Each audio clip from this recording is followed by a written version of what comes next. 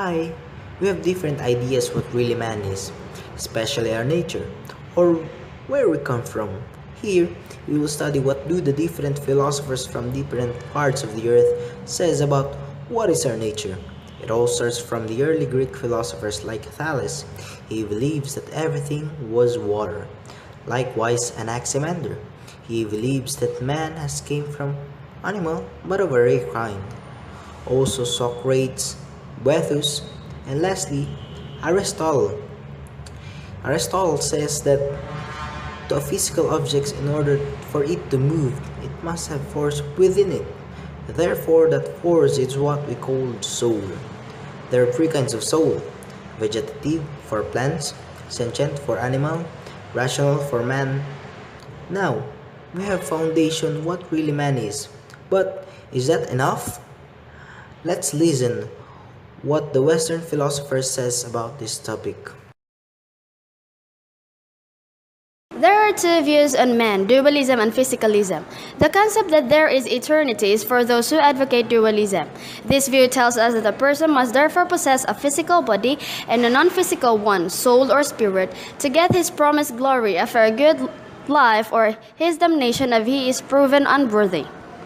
Physicalism was first coined by an Austrian philosophy author Neurath. It supports the idea that man is purely physical and has no soul or spirit, and is also known as materialistic monism. The mind is purely physical construct. There are religious views on man. One of them is Hinduism and is said to be a religion, a way of life. This religious view tells us that man is a microcosmic creature.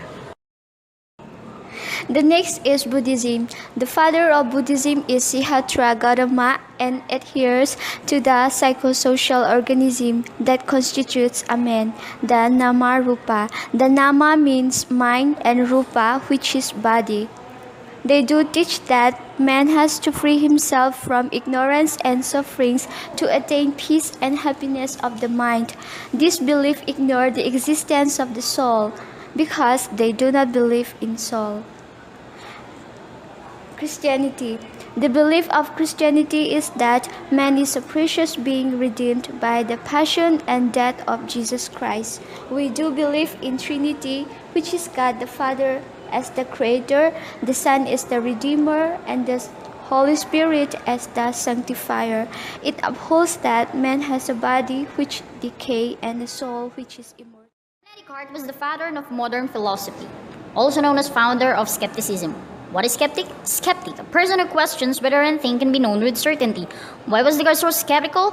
He realized many things he used to hold was actually false. And how could he know that his beliefs were true? Many believes that our senses is the most reliable source of information. If I can see it, smell it, hear it, taste it, touch it, then I must know it. Not so much. Descartes pointed out that our senses fail us all the time. Descartes realized that the only way to make sure he wasn't holding any false belief was to disbelieve everything, at least temporarily. This is what he called methods of doubting. This made Descartes as a dominant and fierce rationalist. Reliance on reason as the best guide for belief and action. He believed that much of wrong with the world was the cause of misusing our mind. He believes that every individual has potential to play a big role in society if they use their mind properly as a thinking thing. He therefore concluded that every individual can do everything except the fact that they were thinking as a thinking thing, having a thought and that he exists as a thinker. Confucianism. The name was derived from the Chinese philosopher Confucius. They believe that man is good. Man has the sense of mercy. Man has the sense of shame. Man has the sense of respect and sense of right and wrong. And man should make his own destiny. Privacy of family and a strong sense of duty must be taught. Finally, Taoism. Its philosophy holds that all things originated from Tao, which means nature, conform to Tao, and from Tao man's return. This Eastern thought supports things are ever changing, that which governs to change is not changing. Anything that develops certain extreme quality reverts to the opposite. Tao, who attains clear liberation of eternal Tao, acquires